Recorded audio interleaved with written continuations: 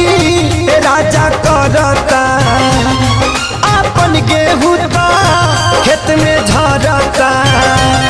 घाम उगत कड़ा लूह मारत बड़ा, ना मिले जवान जना तो बूढ़ी लगा दाना।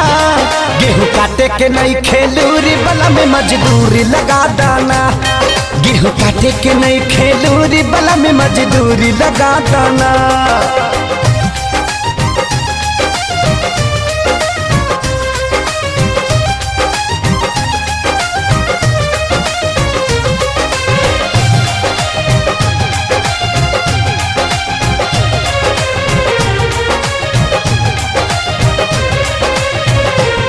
नहीं पावे रजऊ हमारा मान के बारी बोला रोज गतान के।